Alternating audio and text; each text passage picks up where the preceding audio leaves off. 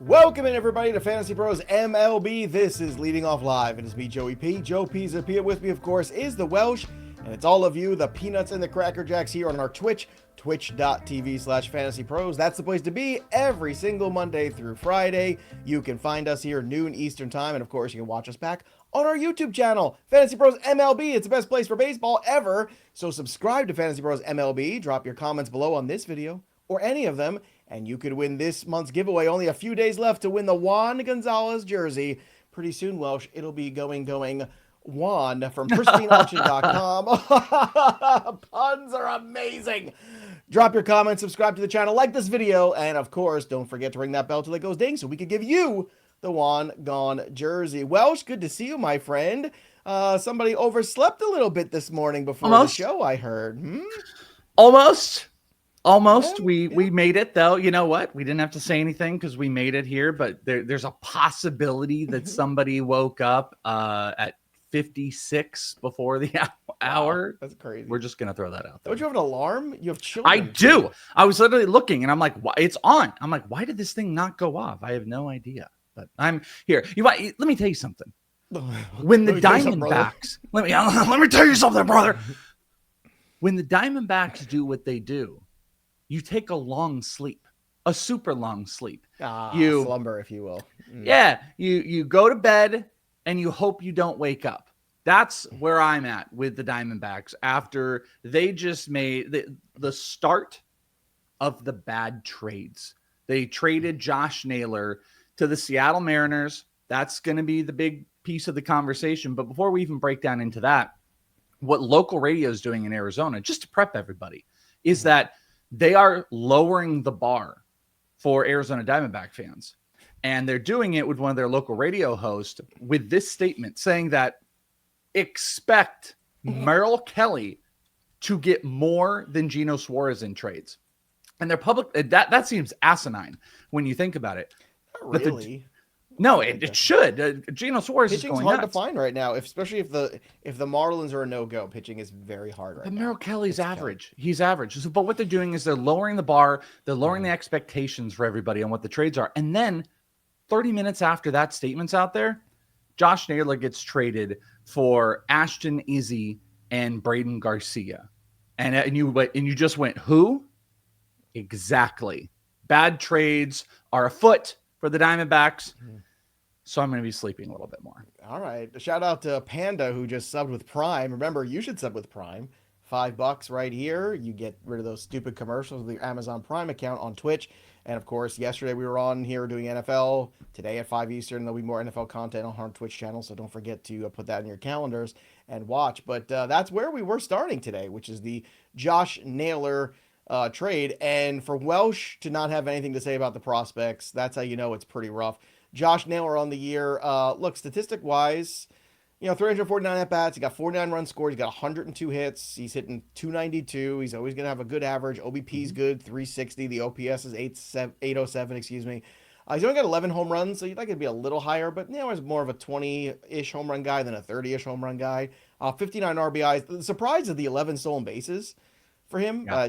That's one that you kind of, I didn't realize that. I was like, oh, Josh Naylor has 11 steals. But let's talk about this trade here from the Naylor standpoint. We could talk about the Diamondbacks. I think we just did what they didn't get. But what Josh Naylor provides them is another bat in the middle of this order with a very good pitching staff. I don't love the home ballpark factor. I don't think any of us do. So I'm not saying it's going to kill Josh Naylor's value, but it's not a getting traded to, the Yankees or Boston or Chicago Cubs or some of those spots. It's not that same kind of thing because Seattle is what it is. But what do you think of the Josh Naylor value going forward in fantasy with the half of his games being played in Seattle now rest of season? Yeah, like we talked about, we did this a couple days ago when we were talking about Geno, is that if anybody is going to go to Seattle, like it's going to be a negative. There's no other way to put it. That ballpark is not good. It was the worst ballpark factor for right-handed hitters. You guessed it. Also the worst for left-handed hitters. It's the worst for everybody that's out there. I will also throw this out here. Naylor, only 257 on the road, was hitting 324 in Arizona. Also a negative. But you do bring up one little slight interesting point that like, he doesn't hit a bunch of homers. Like, he's a big RBI guy. He doubles in there, makes a lot of contact. So he could still, put those big RBI numbers up. He could still steal a little bit. But I mean, his batting average has struggled on the road outside of Arizona. It's the worst ballpark factor overall. Home run ballpark factor, it's not the worst for left-handed hitters, but it's just, it's in that bottom half. So this is a negative. This is an overall negative for him to move to this spot. I mean, you had Cattell and you had Corbin Carroll hitting in front of you, and now you've got some probably struggled on the batting average. So I don't love it. I just don't love it. Also, the other odd thing was that Daniel Kramer of MLB.com was reporting that the Mariners are still interested in Suarez too. I'm like, well, why didn't we just get this done at one time? Like, that doesn't make Of course they are. They trade with the Diamondbacks. They're like, look at what the Diamondbacks are trading. You guys, you want to do more? Yeah, you guys want to do some more? Yeah, I mean, maybe it's just a matter of like other teams are negotiating too, and they're just say, oh, we'll weigh in on it, but it depends on where it goes. But I don't know. I mean, certainly you'd like to get a little bit more. I know Naylor was a rental, but still. Yeah, I think you'd like to get a little bit more. Yeah, and the guys that they got, like, not to be like so dramatic about it, but Brandon Garcia is already going to be with the Diamondbacks. I think they just optioned him. They'll probably bring him back. He's just a reliever. He's got some interesting stuff, shapy fastball, sweeper. But he's been around since 2022, and he's strictly a reliever. 25 years old. And then Izzy is like a 21-year-old who's moved one level for 3 straight years. So he's in like, high A. He's okay. He's got a bunch of pitches. I don't think any of them are dramatically awesome, but he might be something. I got all these pitches. I was very mad with all these pitches. I was close to crash out territory yesterday. If you know the term, like I was close to just like, oh, this is what it was between like what they got and how they approached the trade to the media trying to like lower expectations that these trades are going to not be as good. Like, you can wait it out too. That was the other thing. Like Diamondbacks, you guys could like chill out and hang for a week and see if someone will pay some more. I think it's a power move by the Mariners because they got really good starting pitching. Now you've lengthened the lineup with Naylor. So you got Julio, you got Cabrera, you got Arozarena, you got Naylor. That's really good. That's a really formidable group in the middle of that lineup. This is a good move for them. I might have to go check and see what the odds are for the Seattle Mariners because I think the American League is so mediocre that if you get Gilbert, Kirby, and Wu all pitching well, no matter what Castillo brings you or doesn't bring you, like that's a really tough team to face in a short series if those bats are hot and if those pitchers are healthy. Also, to your point, I wanted to look, as you said, that they are second in that division, and then who's in front of them? It's the Astros. Where they're pulling their best Diamondback. Everybody's injured thing. Yeah. So it's very obtainable. They've got a lead on the Rangers. They should be aggressive. We said this yesterday. More teams should be aggressive. The more aggressive you are, the better deals you might get and put pressure on the rest of the week. I was not in weekend mode. I'm in crash out mode. Oh, did you go to see the movie last night? Is that why you were yesterday overwhelmed by Fantastic Four? Yeah. Yeah. I did. I did see it. Yeah, I did see it. Well, like midday. Yeah. Well, it didn't like see the latest showing, and then like I said, I don't know what happened, but I am here, so nothing is held against me. By the way, Fantastic Four, it's a good movie. Good, not great. You didn't say great. So. It's a good movie. It's good. All right. Got great ratings. Superman. That was a good. Great ratings, but it was a good. It was a good movie from top to bottom. All right. Luis Severino helped me hit the same game parlay yesterday. I did it yesterday on the show. I got the Severino over on the K's because he was really good. It was 4.5, and he was way over that. Then I had the Lawrence Butler run and the Nick Kurtz RBI. Cha-ching. It was 4-1. Good times there. Hope you bet that. Mason Miller got his 20th save. Do you think that the Athletics should trade Mason Miller? Because what good is a great closer on a crap team? And if you're never going to make him a starting pitcher, you're not going to be relevant anytime soon. Don't you think some teams should come knocking about Mason Miller and say, hey, Athletics, what the hell do you need a closer for? You never have a ninth inning really anyway. Save in the first place. Well, I mean, I think they are close to competing. You lost me a little bit there. Like, what's good? What good is the Athletics are close to competing? Really? No, I think they think they're close to competing. I know their record isn't... I can think I'm going to grow hair back. That doesn't make it so. Yeah, they're the worst in that division. So, like, I understand that the record is not indicative they're 20 games under 500, Welsh. But they also... I'm with all that. But they have the pieces when you want to start competing. You've got Rooker, who's got the deal. You've got Butler. You've got guys coming up. You've got your closer, and you've got maybe a few of the starting pitchers. Like, they made moves for a team that was ready to try to compete this year. and it didn't end up happening. So they got to make a few more moves. Sure, you could entertain the idea of trading Mason Miller, but I don't think you do, and you should. I bet the market seems very right now. Like I feel like everybody's like, well, I don't know. I just thought this was an outside pay. the box one. Like if I'm thinking outside the box, if I need a reliever, I'm like, hey, Athletics, you guys aren't going to be good anytime soon. Like even if you think you're going to be better next year, are you really going to compete in that division necessarily? I don't know, maybe, but that's a huge stretch. But again, the closers are recyclable.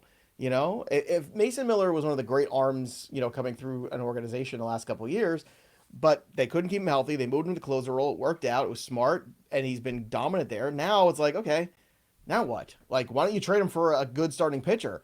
You know, because those guys pitch 5 or 6 innings, and closers pitch 1 only when you have the lead. I just think it would be smart for them to shop that. The problem, if that truly was available, I think that's a discussion point.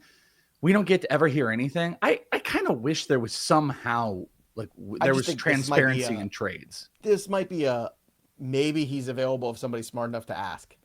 Yeah, okay, but so if a team like the Brewers were out there and offering Logan Henderson, or it's like the Phillies offering Abel and Payne, like, are you okay? Did you say it's too much? No, I said smash. Okay, yeah, but that's my point. Everybody. Like, I'm not trading Mason Miller for just Logan Henderson. Like, if you can get the elite guys, if you can go get Andrew Painter and Aiden Miller from the Phillies, now I think that's a different discussion. But I don't think they even entertain that. I don't think they come close to. Cousin Donnie said after yesterday's show, he tried to find out his stripper name using the Rookie of the Year from your Rookies of the year you were born. Turned out it was just his first and last name, so that's kind of fun. I don't remember our names. What was it? What was mine? Like Strawberry Kittle? Strawberry. Yeah, mine was Strawberry Kittle. Yeah, that's it. Yeah. Fernando Tatis Jr. Signs of life there for him. 3 for 5 with a homer, 2 runs scored. But wasn't enough. The Padres and Michael Cali took a loss there to the Cardinals. Eric Lauer still been really good. His 6th victory of the season. Good for him. 1 run, 5 hits over 8 innings. Man, Eric Lauer, what a great pickup. Guy we talked about in the waiver wire show a couple weeks ago. We said, hey, pick him up. He qualifies at RP too. You never know what you're going to get out of these guys. Sometimes they go on runs, and he is going on a great run right now. He looks like a really important piece if the Blue Jays want to continue to be contenders. And Lauer, I would just keep running him out there until further notice. I know some people are like hesitant, like, I don't love this matchup. Look, until he proves otherwise, you keep running him out there. I think he's beyond the matchup at this point. Yeah, he's got the 2.61 ERA with an expected 2.91 ERA. So he's under 3, 26% K percentage, best of his career, lowest walk rate of his career. He was out there. Did you see the joke he had? He had a big old fat black lip. And then they were asking what happened. And he made a joke about, well, you know, you're not supposed to talk to Max Scherzer on game days. And I decided to go have a conversation with him, alluding to that Max gave him the big fat lip. But like he's comfortable. He's there. He's elite. So I'm 100% with this. Like he was on my prop bet last week or yesterday. He's been the dude for multiple weeks now. I'm completely bought in with him. So I co-sign everything that you say on Eric Lauer. All right, let's talk about Gunnar Henderson. 2 for 4 for him. So hopefully we can get a good weekend from him. He's got Colorado coming to town, so maybe this is a nice Gunnar Henderson breakout weekend. So Stephen Kwan, 2 homers for him. Not a big power guy, but still very nice to see. And Gregory Soto turned out to be the man in the 9th here to pick up the save here for the Baltimore Orioles. So also, you know, that's something to keep in mind for some streaming saves with Batista on the IL. Let's do a little rookie lookie. Nick Kurtz, 3 for 5, a pair of doubles. Beautiful. Check out this, Welsh. Nick Kurtz has 17 doubles, 2 triples, 19 homers, 28 walks in 65 games. No other player to debut since 1901 has reached those marks through his first 65 career MLB games. That's pretty sexy right there. Really? How you like that? Yeah, I mean, that's like, those are my favorite stats. The obscure ones where just like people are just throwing out numbers and create it. And they're like, no one's ever done this. It's still impressive, even though it's kind of ridiculous, but I'm 17 doubles, the 19 homers. I don't know what the triples are put in there, but yeah, Nick Kurtz is the dude. And, you know, I was working on my dynasty ranks, and you have this battle between Vlad. I think Pete Alonso also belongs still in the discussion, and Kurtz. Like, those are the top 3. Like, Kurtz has jumped Olsen and jumped anybody else. It's like those 3 in the dynasty discussion. And rest of season, you know, I've still kind of had my like little tiny reservations that maybe you can absolutely maximize in a trade. But, we really don't need to have that. He is going to break my heart. He is going to completely push Cam Smith out of this discussion, and he is going to run away with AL Rookie of the Year. Nick Kurtz has got it. He's got it locked. Here we go. Lucero saying, can we get some Spencer Jones in the majors? Well, maybe soon, because 3 home runs yesterday at AAA Welsh. 13 homers in 19 games. I mean, the Yankees almost have to, at this point, give him a shot, don't they? I mean, this has got to happen, I imagine, by next week, no? I mean, how do you keep a guy down at AAA who's got 13 homers in 19 games? Even if it's a fluke. I mean, what do we do here? You got to play him, right?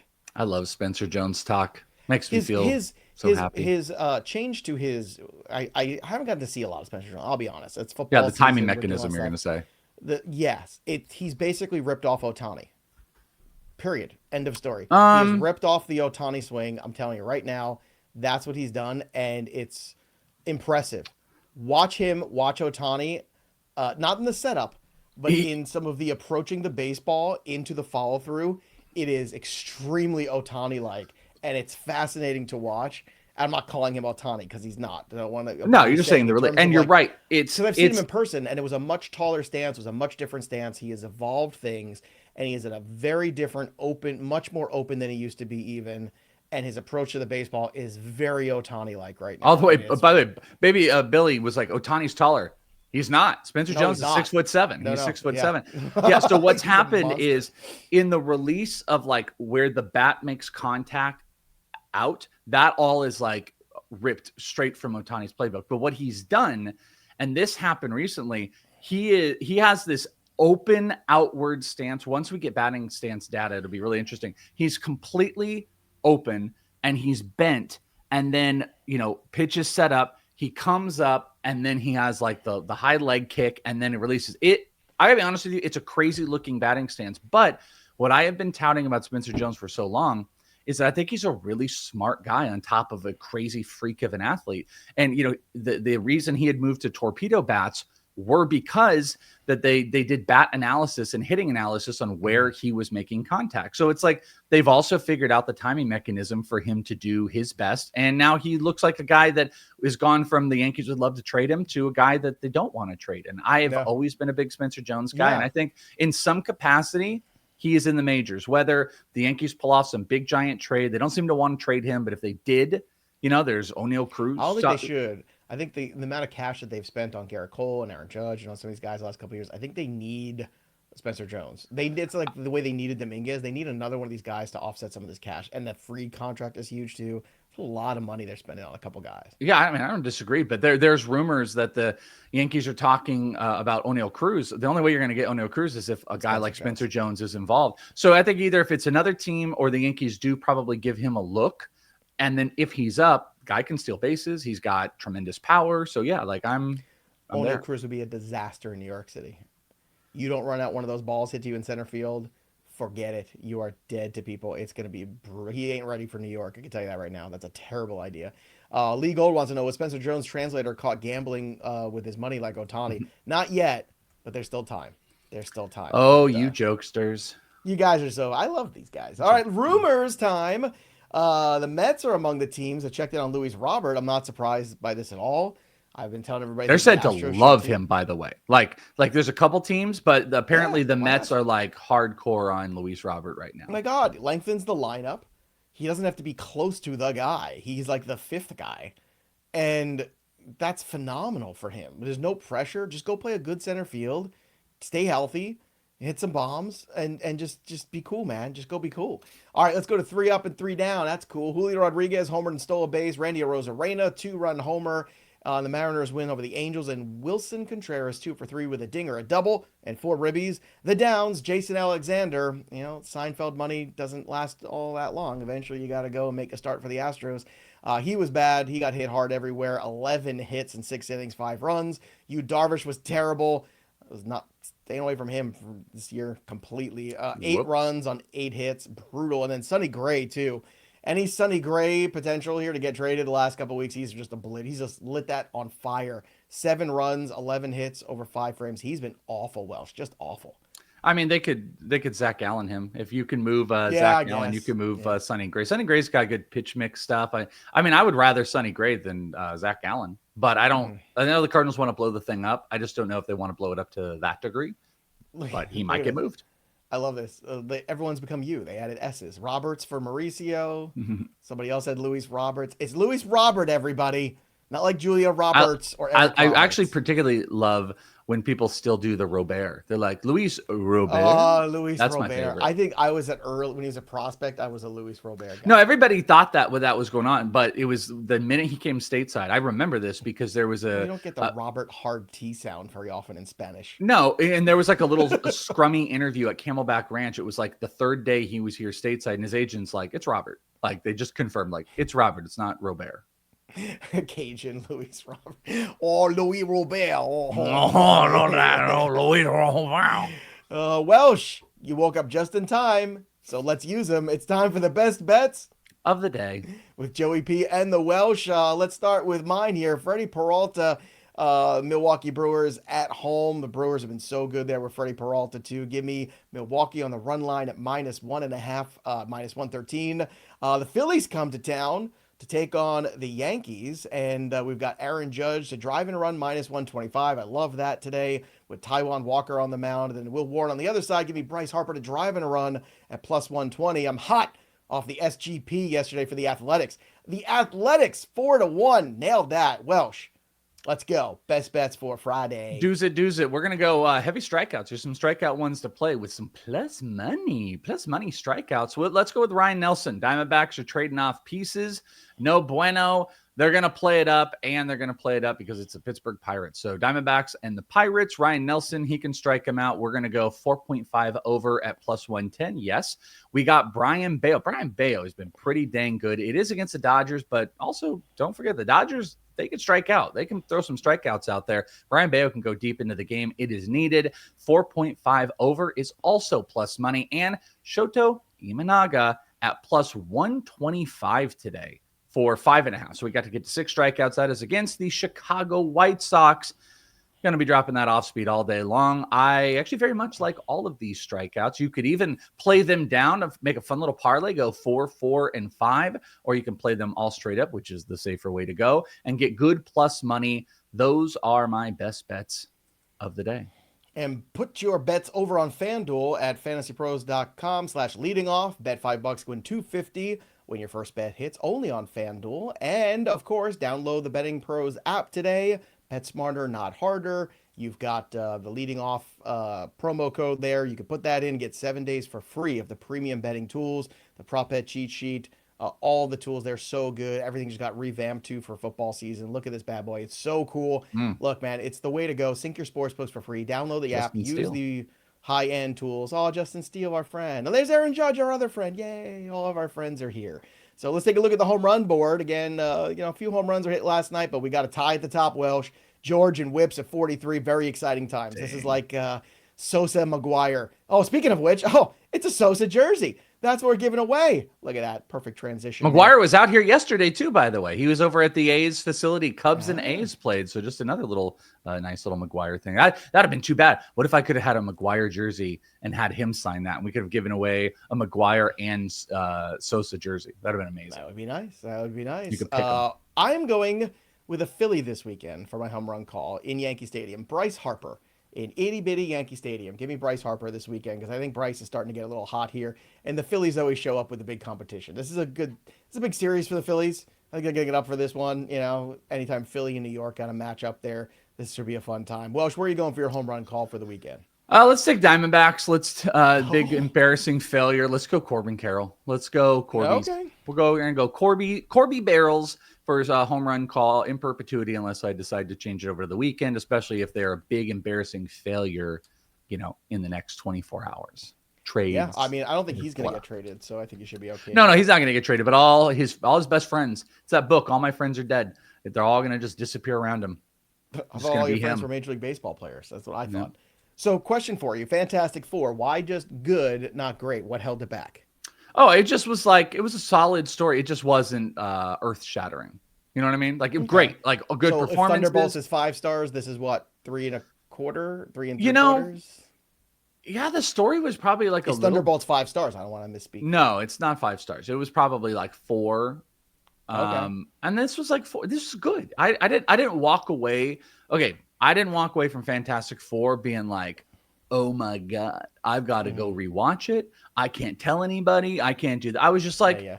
it's a good movie. It was a good movie. They have some after credit scene. It was fine. Like, it's kind of a lot of what you expect. There weren't I don't want to spoil. I'm not going to spoil anything, but it's not like it was like for instance, they said they had the little like, here's the movies that you watched, and they had one of them as Multiverse of Madness. That was not a good movie, but the cool thing in that movie was in the middle. It was like, oh my gosh, there's Professor X, and it was the Illuminati from another unit. There was like none of that, so it was a good that movie. Got ruined because they had the wrong director. Sam Raimi should never been anywhere near the Marvel universe again after the Spider-Man movies. But I digress. They had the giant Galactus popcorn things, $80, and they also were selling a giant Herbie cup, $80. They've gone too far on the collectible thing. Too far. Cinema. All right, that'll do it for us, everybody. But the story of the game goes on for the Welsh. I'm Joey P. We'll see you next time, kids. Later. Bye. $80. That seems ridiculous. Hey, Diamondbacks. I'll give you a Galactus popcorn thing for Eugenio Suarez and Merrill Kelly. What do you say? They're legitimately going to take that. It's good. It's good value. Yeah. How much popcorn? Good deal. So stupid.